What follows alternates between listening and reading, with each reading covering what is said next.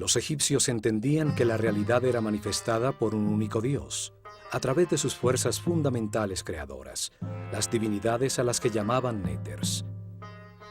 El mundo físico era dirigido por el faraón, que representaba el nivel de conciencia alcanzada por el hombre durante su reinado.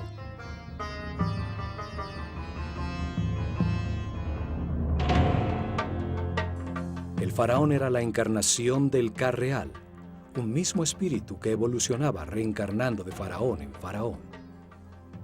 Esto lo convertía en una divinidad intermedia entre el hombre y Dios, encargado de conservar y perfeccionar el orden en el mundo físico egipcio. Su universo espiritual era guiado por el hierofante, el sumo sacerdote de la escuela de misterio del Ojo de Horus, el primer servidor de Dios, Gen-Neter-Tepi, el gran vidente.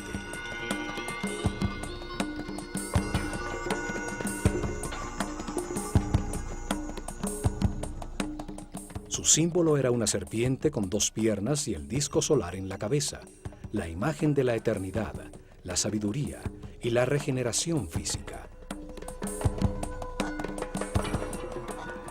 La organización sacerdotal bajo su cuidado se dividía en 3 ramas.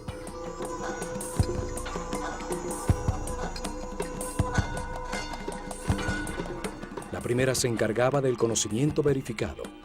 Era dirigida por el más sabio de los sacerdotes. La segunda rama se encargaba del arte y los rituales.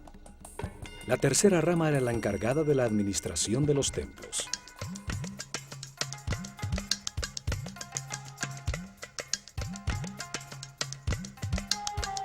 Los sacerdotes del conocimiento eran los pedagogos encargados de preparar los herederos de su casta. Ellos transmitían las verdades heredadas desde los orígenes de la Escuela de Misterios en la desaparecida civilización atlante. Verdades ya verificadas sobre el funcionamiento del universo.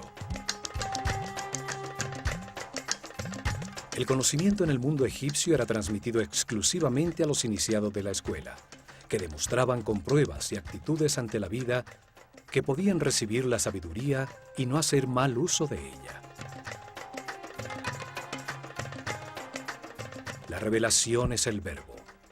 Eran llamados Hri Habet, o sacerdotes del conocimiento. Ellos enseñaban el lenguaje simbólico, la escritura, las matemáticas, la astronomía y el control de las fuerzas fundamentales. A esta rama pertenecían los Kabirim, los medidores del cielo, que registraban en todos los templos la bóveda celeste, fijando a través de las estrellas el momento exacto de los rituales diarios, de los festivales anuales, el cambio que anunciaba el final de una era y el comienzo de otra.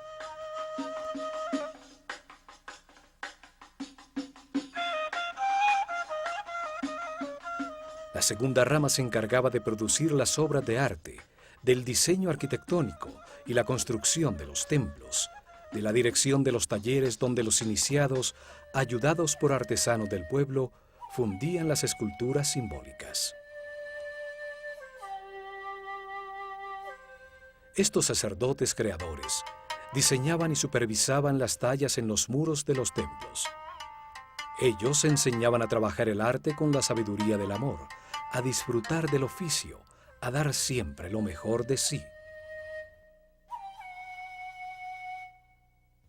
Diseñaban los símbolos, la herramienta fundamental de los rituales, los objetos y figuras simbólicas, y luego diseñaban lo que se debía hacer regularmente con ellos y en los momentos cósmicos como los solsticios y equinoccios.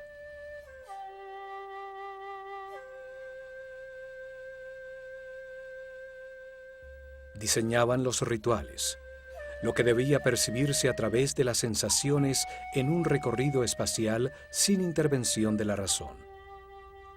Las acciones necesarias para producir seguridad en el pueblo y generar una energía especial en los participantes.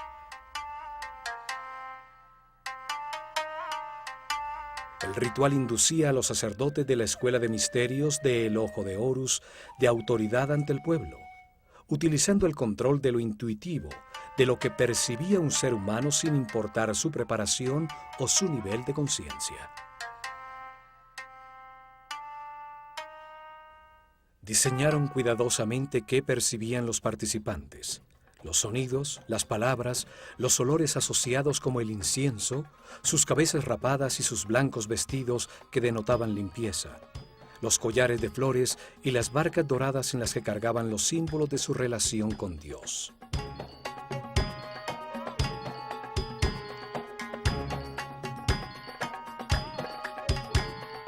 Utilizaron el ritual para transmitirle al pueblo la jerarquía y el orden de la sociedad que organizaron, utilizando sencillas herramientas como la riqueza de los vestidos, su vistosidad, la ubicación de los participantes o su cantidad.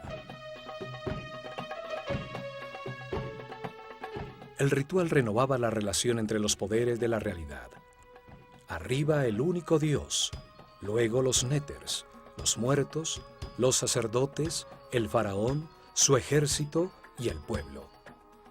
Los rituales acercaban al hombre a lo sagrado, le inducían profundas emociones que impulsaban sus acciones de una manera suave.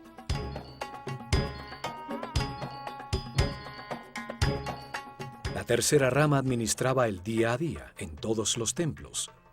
Organizaban los cultivos, el recibo de los suministros, la preparación de las comidas, la limpieza de todos los recintos en una sociedad comunitaria.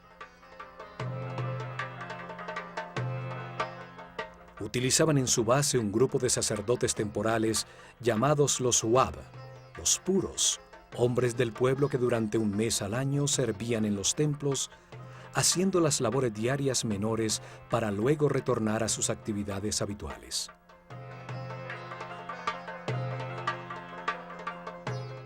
Unos vivían en el campo, cultivando los terrenos cedidos por el templo, alrededor de sus muros exteriores, y acudían al amanecer a realizar los ritos de purificación para entrar al templo y continuar con sus oficios del día.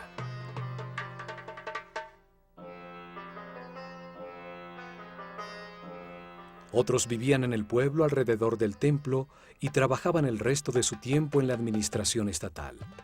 Carpinteros, obreros y albañiles reparaban y ampliaban al templo siguiendo esta modalidad de trabajo temporal rotativo. Este sistema de rotación permitía que muchos miembros de su sociedad participaran en los ritos y cultos desde el interior mismo del templo, y así entender al pueblo que los trabajos comunales los beneficiaban a todos. Las tres ramas convergían en los templos, los sitios donde se organizaba el orden, el Ma'at, la búsqueda del equilibrio armónico temporal. Allí el hombre se sumerge en el espacio sagrado orientado al cosmos, registrando su permanente movimiento.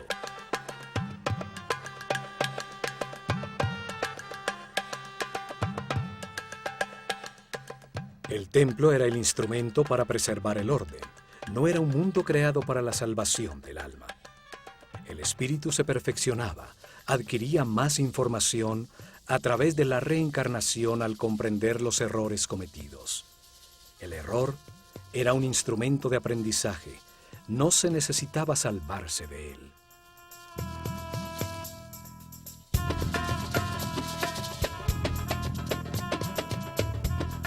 El templo era el sitio donde se encontraban las dos fuerzas fundamentales, la fuerza del caos y la fuerza del orden. Allí se lograba el equilibrio necesario, la armonía que conduce al perfeccionamiento de todos los individuos de su sociedad.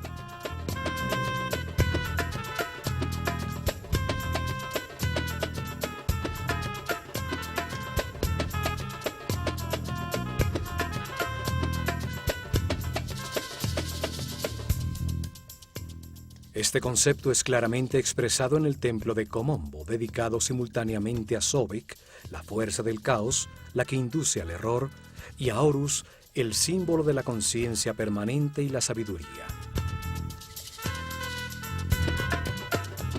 En este templo los iniciados de la escuela comenzaban su perfeccionamiento espiritual.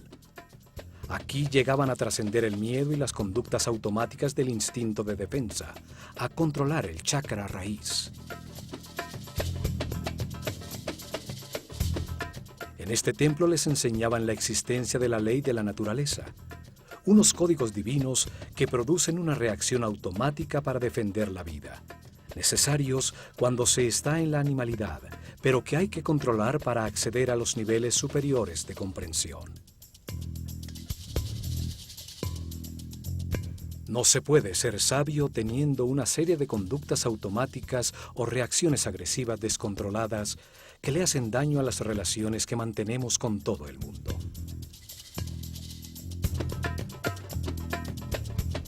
El primer nivel de comprensión terminaba cuando comprendían que la vida es eterna, que la muerte es una puerta en el proceso de reencarnaciones, cuando controlaban las reacciones automáticas de agredir para defender su vida.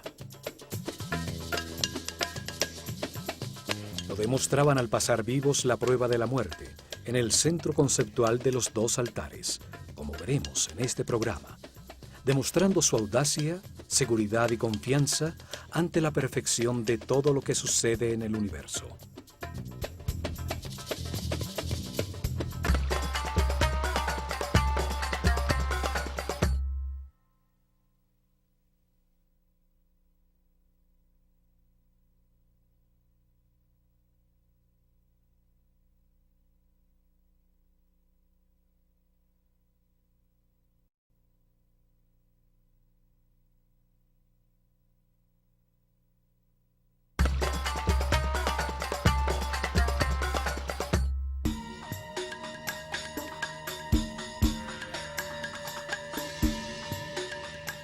El templo de Komombo estaba dedicado a dar gracias por la dualidad existente en el universo que permite al hombre equivocarse y experimentar con los resultados de sus decisiones, para producir comprensión y perfeccionamiento espiritual.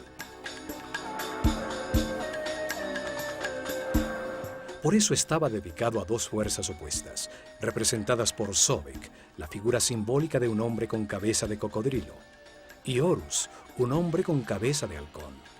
El ignorante y el sabio, el inocente y el que todo lo ha aprendido de tanto equivocarse a lo largo de 700 reencarnaciones.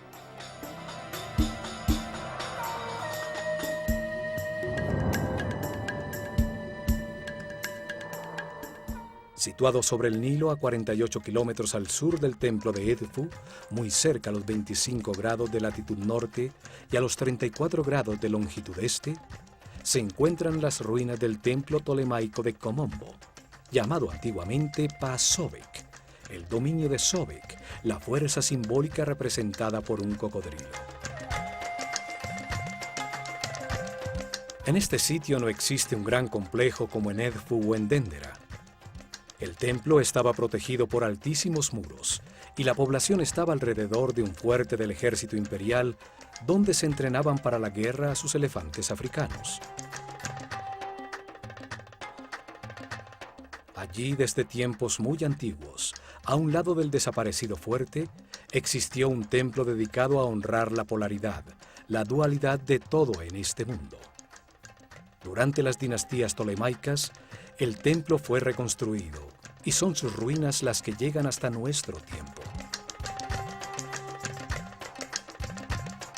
Komombo estaba orientado 43.5 grados al sureste, hacia la estrella Alfa Centauri, una estrella de la bóveda sur que anunciaba la salida del sol en el equinoccio de otoño. El templo, dividido por toda la mitad, estaba dedicado por igual a Sobek y a Horus, los dos extremos del camino de perfeccionamiento. Sobek al comienzo del camino, la ignorancia y la animalidad. Horus al final del mismo, la conciencia permanente y el fin de la rueda de reencarnaciones.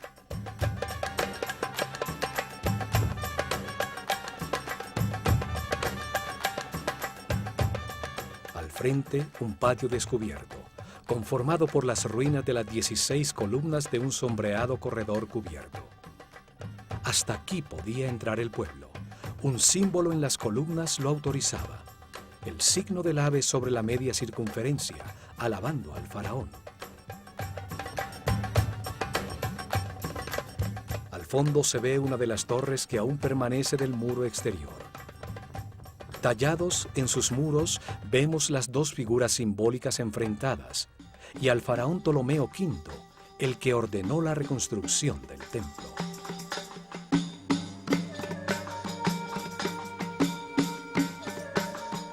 La fachada principal tiene dos accesos simétricos, sobre los cuales el decorado dintel muestra el doble disco alado, rodeado de las serpientes que simbolizan la luz en medio de la dualidad. Un muro a media altura, como el existente en Edfu y en Dendera, enlaza a 4 altísimas columnas. Una quinta columna divide las dos puertas. El pílono cerraba el patio descubierto, permitiendo a sus visitantes vislumbrar la fachada interna desde las dos puertas simétricas.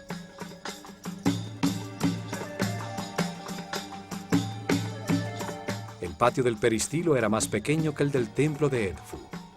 En la sombra de sus desaparecidos corredores se refugiaban del sol los iniciados de la Escuela de Misterios.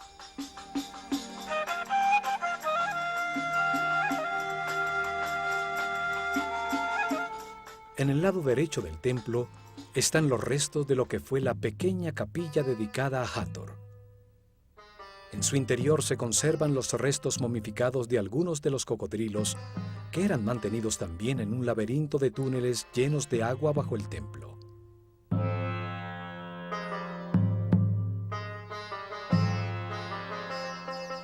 El cocodrilo es uno de los animales más duros y resistentes. Su piel es muy densa, es como el metal de los animales. Los egipcios asociaban esta dureza al máximo estado de materialización, un nivel muy lejano de la espiritualidad. Allí comienza el espíritu su camino de liberación de las limitaciones materiales a medida que va comprendiendo cómo funciona el universo. El cocodrilo simboliza la vida cuando sale de las aguas de la inconsciencia.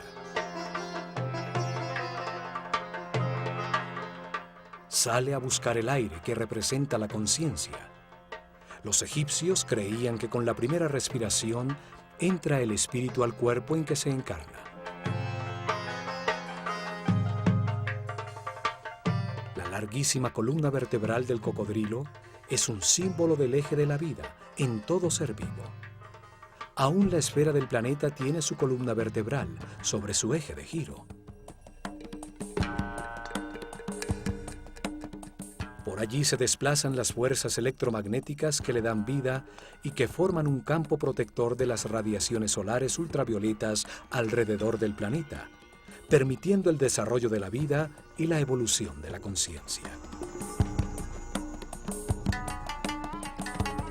Sobek, el cocodrilo, y Tuaret, la hipopótama, representaban en sus mapas celestiales a las estrellas circumpolares que, situadas sobre el eje de giro del planeta, brillan fijas por miles de noches sobre los polos.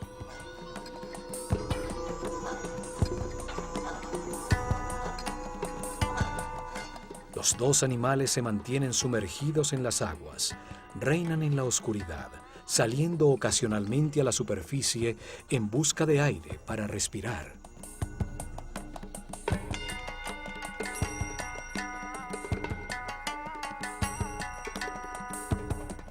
Las aguas representaban al caos, que luego renueva la vida. Las aguas del Nilo, la columna vertebral de Egipto, al desbordarse periódicamente, arrasa con todo, para luego producir el crecimiento de la vegetación y de la fauna. El caos desordena las partes, permitiendo que luego se organicen por las armonías o afinidades entre ellas que las une temporalmente. Desorden, caos, orden, armonía, ritmos que se alternan.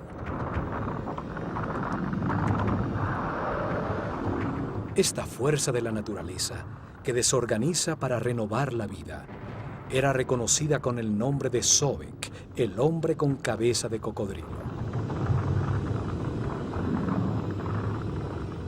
Sobek pertenece a la corte de Set, el señor de la oscuridad, la fuerza que impulsa al hombre hacia el materialismo, la sensualidad, el que retrasa su camino evolutivo, el que siembra su vida de decisiones incorrectas para que aprenda con sus propios errores.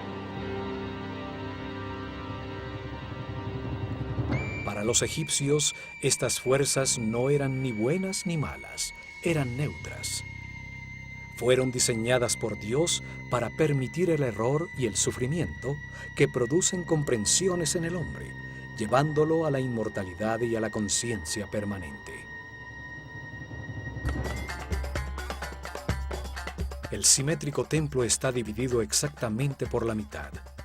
El lado derecho hacia el este está dedicado a Sobek, el lado izquierdo hacia el oeste a Horus, el comienzo y el final del camino evolutivo de la conciencia.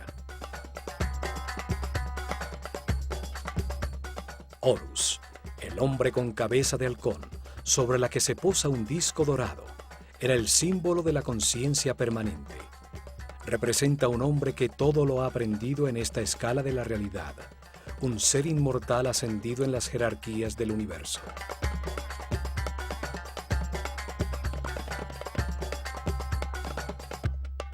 Se encuentra al final del camino de perfeccionamiento, cuando el hombre se convierte en un maestro ascendido, un iluminado que se dedicará a otras misiones en el universo.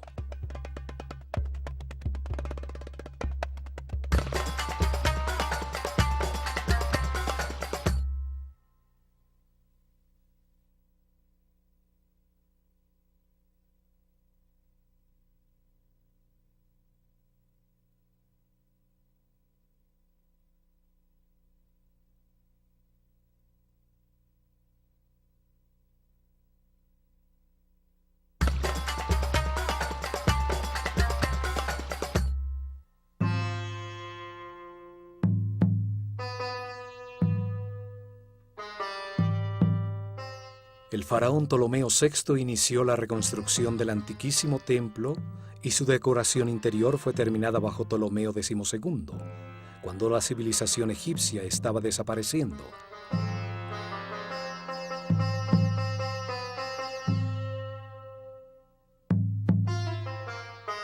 Al cruzar la fachada de las 5 columnas con sus muros intercalados hasta media altura, se accede al salón común a Sobek y a Horus, el llamado Casa de la Vida.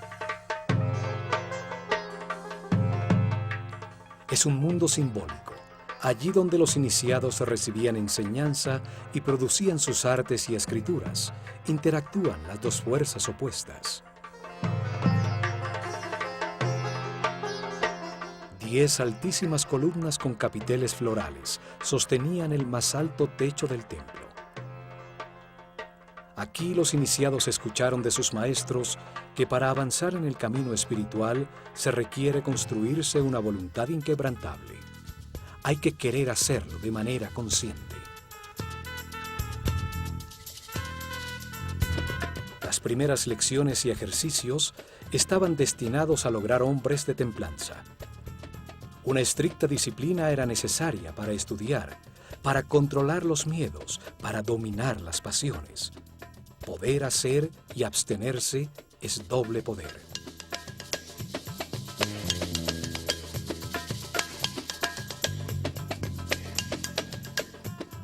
Un compromiso más allá de la muerte era establecido para mantener una discreción total, un silencio absoluto sobre las verdades reveladas. El principio hermético que garantizaba el acceso a la información solo a los merecedores de ella, a los que les correspondía escucharla.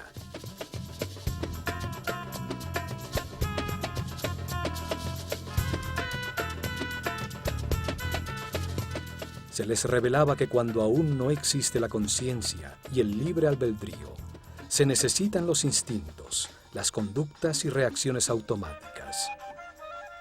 La ley de la naturaleza codifica esas reacciones en todos los animales para defender y generar la vida.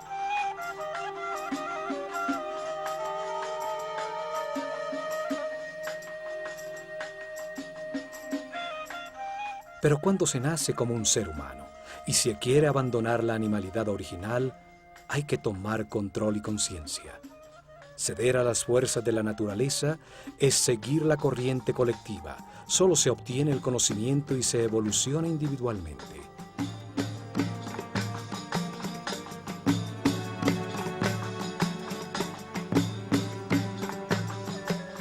penumbra de este salón, aparecían desde sus respectivos santuarios relucientes las figuras doradas de Sobek y Horus a la vista de los iniciados, para iniciar las procesiones en los festivales, en los solsticios y equinoccios.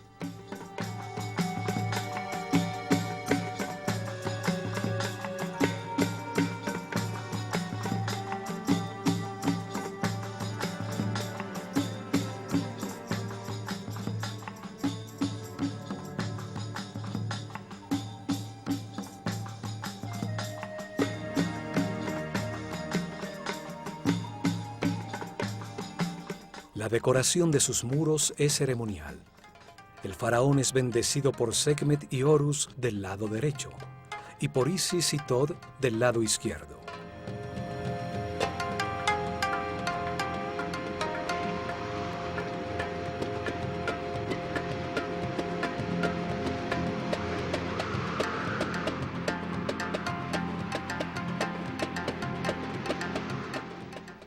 Otro mural similar existe del lado de Sobek, resaltando la igualdad de las divinidades sin importar sus condiciones polares, de buenas o malas, luz u oscuridad. Las fuerzas opuestas existen para moldear la conciencia del hombre, para que aprenda con el resultado de sus propias decisiones.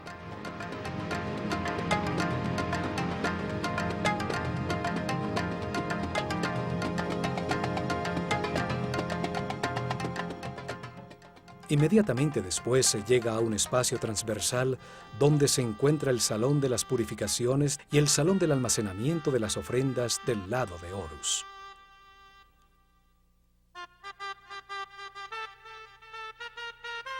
Antes de la salida del sol, los sacerdotes se bañaban en las aguas del pozo o del lago sagrado del templo, recibían el humo del incienso y mascaban natrón, una especie de sal, en un ritual diario de purificación.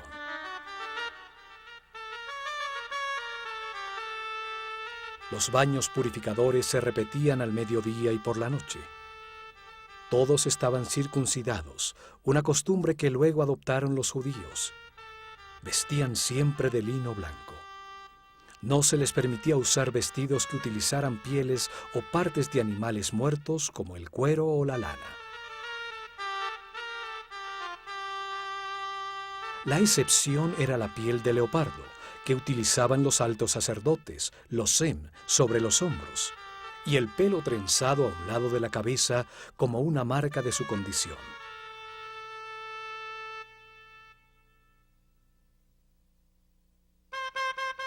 En el lado izquierdo del templo existe un profundo pozo con una escalera que se sumergía bajo el agua del Nilo. Allí, en este pozo, los sacerdotes realizaban sus purificaciones matinales.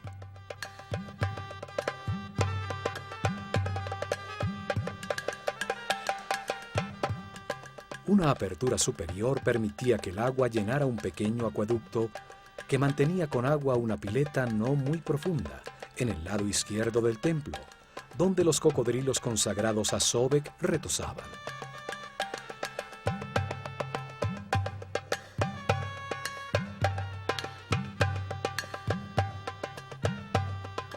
El pozo del agua servía también como nilómetro. Sus escalones servían para medir durante años los niveles del río y así predecir las inundaciones venideras.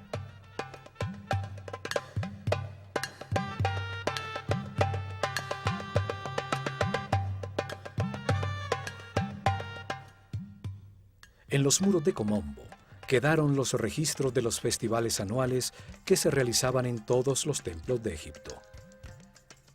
Las procesiones rituales que llevaban las figuras simbólicas por el río de un templo al otro, mientras el pueblo con collares de flores cantaba y bailaba.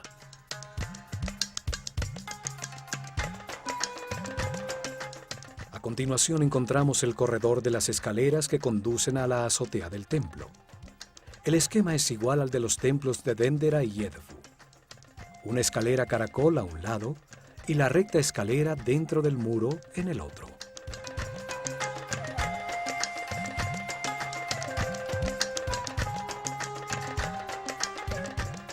Desde allí se llega a la antecámara de los dos santuarios que tienen a cada lado un salón, donde se guardaban las barcas de oro, de Sobek y Horus, utilizadas por los sacerdotes para movilizar sus figuras simbólicas en las procesiones de los festivales.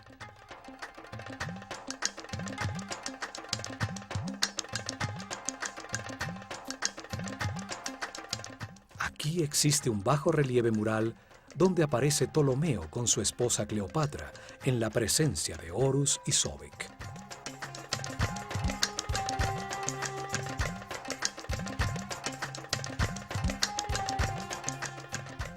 En esta antecámara se consagraban las ofrendas del pueblo. Consideraban que si no se retroalimentaba a Dios con estas ofrendas, su fuente de energía se agotaba, sobreviniendo el caos.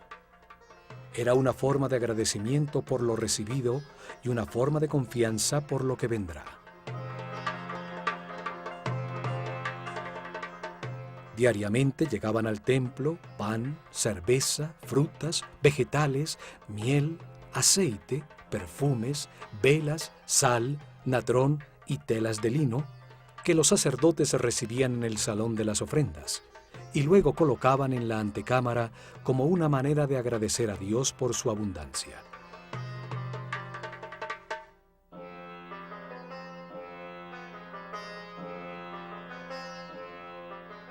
El pueblo acudía con una parte de la producción de las tierras que explotaban, propiedad del templo, y el templo entregaba a cambio estabilidad, prosperidad, salud, gozo, vida y orden.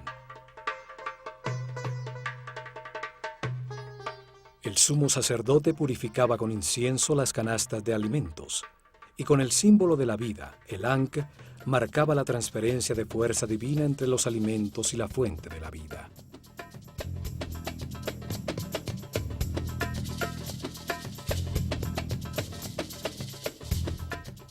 Una vez consagradas las canastas con los alimentos, eran llevadas al exterior de la casa de la vida, al patio de los peristilos, donde se distribuía entre todos los habitantes del complejo religioso.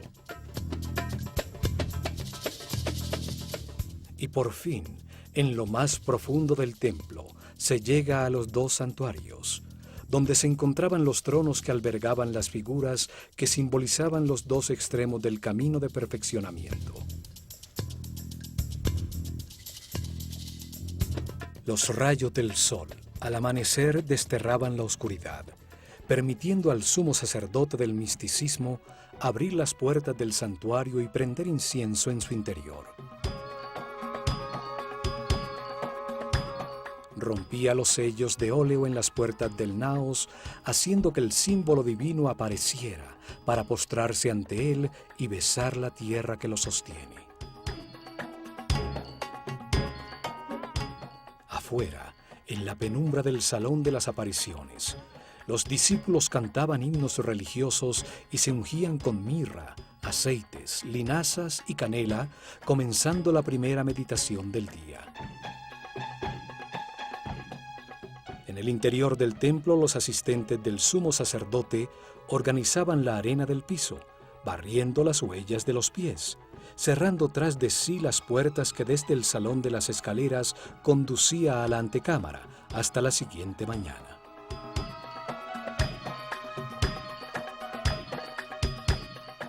En el centro simbólico de las fuerzas opuestas, entre los dos santuarios, se encuentran los restos de un muro doble. En su interior quedaba un espacio secreto. Al lado derecho de este espacio se encontraba el santuario de la luz, y al lado izquierdo el de la oscuridad.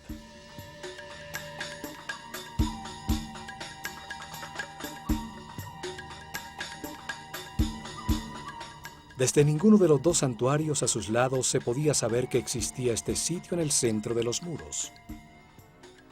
En este espacio mantenido lleno de agua hasta su parte superior, con acceso desde la azotea del templo, era donde los iniciados tenían que pasar la prueba de la muerte.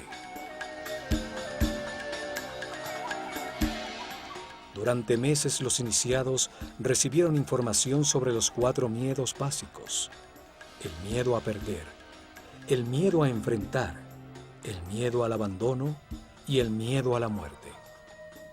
Entendieron que el miedo produce una reacción psicosomática, una reacción neurohormonal automática. Esta reacción se manifiesta en un desasosiego, un aumento de la frecuencia cardíaca y de la respiración. Se bloquea la razón y se produce un deseo de agredir o de huir. Todas reacciones automáticas descontroladas que producen una pérdida de la paz interior y de la energía vital.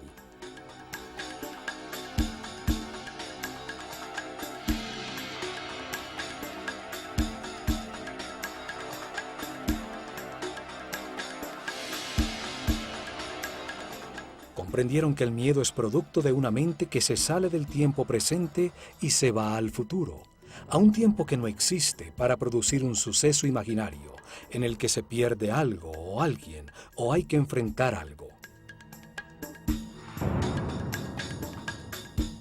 Aprendieron a disciplinar la mente de manera voluntaria y consciente, dirigiéndola con pensamientos seleccionados.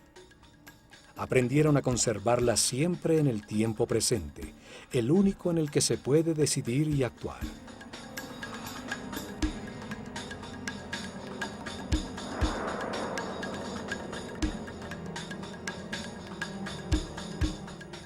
Se entrenaron para mantener pensamientos de satisfacción. Comprendieron que todo lo que sucede es perfecto y necesario para su propia evolución, que si les sucede es porque les corresponde. Así aprendieron a evitar los pensamientos negativos, a confiar en el universo, a mantenerse en paz y armonía.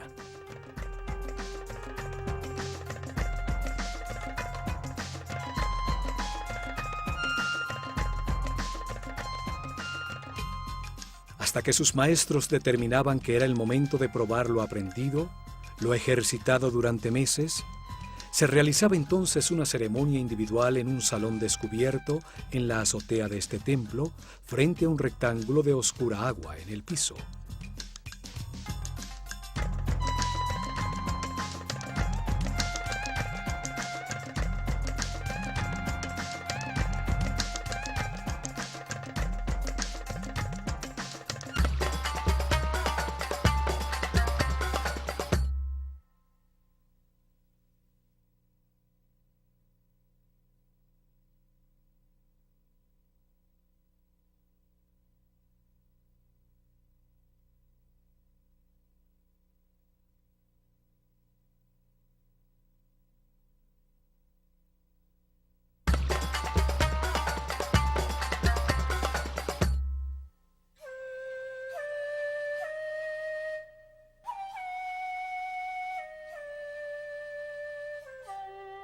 Al comenzar el día, después del baño de purificación, el discípulo y su maestro ascendían por la recta escalera hasta la azotea, llegando al descubierto salón de las ceremonias frente a un rectángulo de agua en el piso.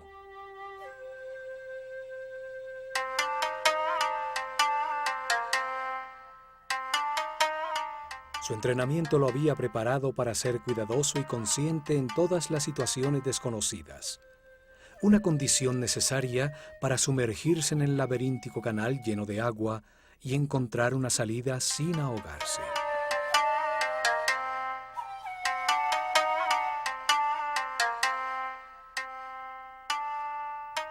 Había llegado la hora de demostrar su compromiso temerario, para llegar o morir. La duda ya no existía. Retroceder sería precipitarse en el abismo y abandonar el camino del sacerdocio.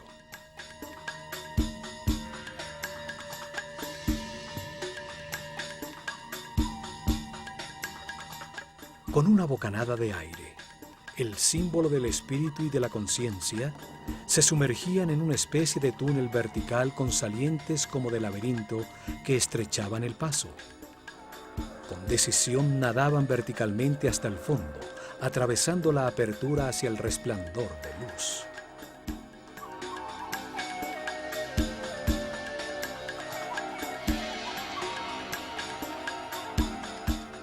Se encontraban en un estrecho tanque, donde se veía la silueta recortada contra la luz del sol de un enorme cocodrilo. Se puede imaginar el miedo que puede producirse y el control que había que tomar sobre la mente para permanecer en calma y examinar a su alrededor.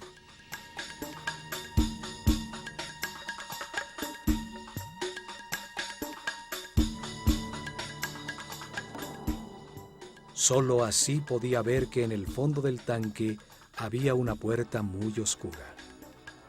Convencido que era más prudente eludir los cocodrilos, con fuerza se introduciría en el estrecho túnel. Muchas brazadas, y mientras el tiempo se le hacía eterno, llegaría a un tubo vertical. Arriba brillaba también el sol.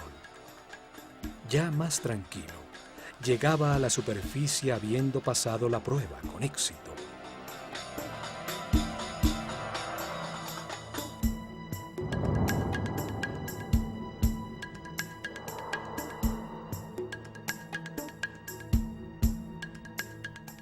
Pero algunos, presa del pánico o en un estado de arrojo irracional, habían emergido rápidamente al lado del cocodrilo, que era mantenido muy alimentado para evitar que atacara, para enterarse que habían fallado la prueba, que la salida no se encontraba pasando al lado de la bestia.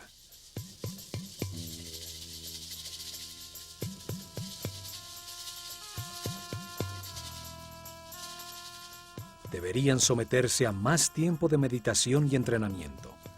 Ejercicios respiratorios para volver a enfrentarse a esta ceremonia, esta vez sabiendo que en el otro lado habría un cocodrilo esperándolo.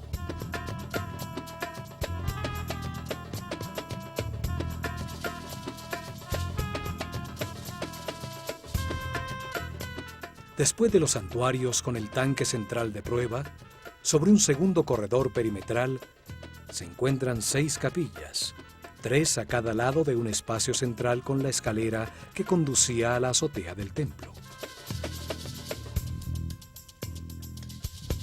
En sus muros se encuentran bellísimas tallas de las divinidades y el faraón, que siempre representa a toda la humanidad.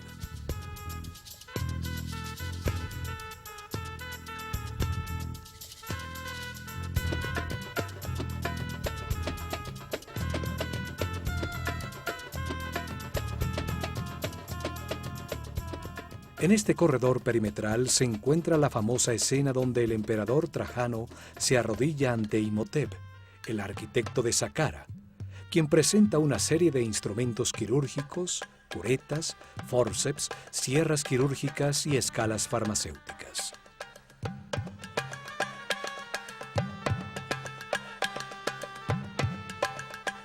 Hasta aquí acudían los enfermos en busca de ayuda y tratamiento para sus males. Muchas de las figuras talladas presentan una muestra de su fervor, pues el roce de miles de manos sobre sus formas sagradas gastaron la roca.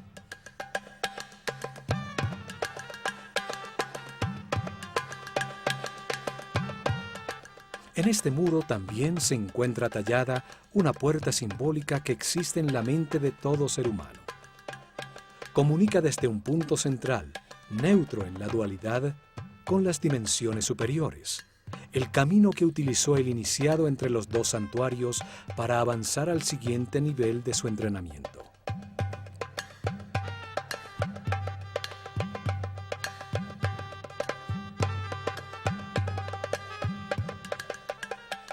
Al lado izquierdo se encuentra Sobek, con una vara rematada por la figura de un león, el más perfecto de los animales, y a la derecha, Horus, con un cuchillo con piernas humanas, símbolo del camino de sufrimiento y autocontrol de todo ser humano para llegar a la condición de maestro ascendido.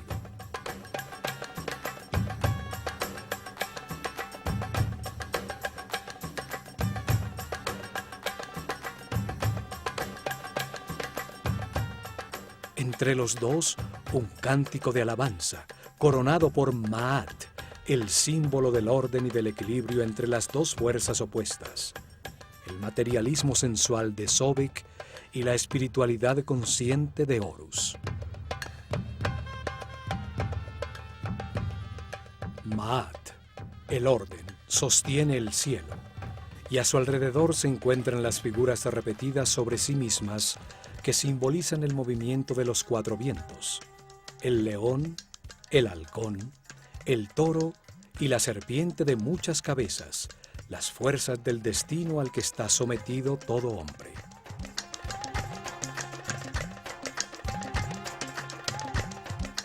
Curiosamente, esos mismos símbolos fueron utilizados posteriormente por los cristianos para representar a los 4 evangelistas.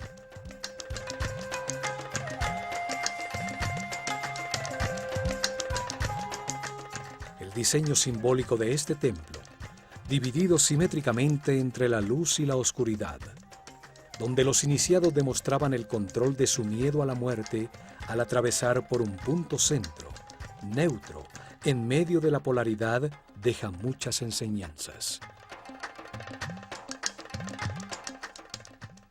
Nos muestra que la realidad es el producto de nuestros pensamientos, que el control consciente de los instintos automáticos y la permanencia en el presente son la puerta de entrada a los niveles de mayor armonía, paz y felicidad.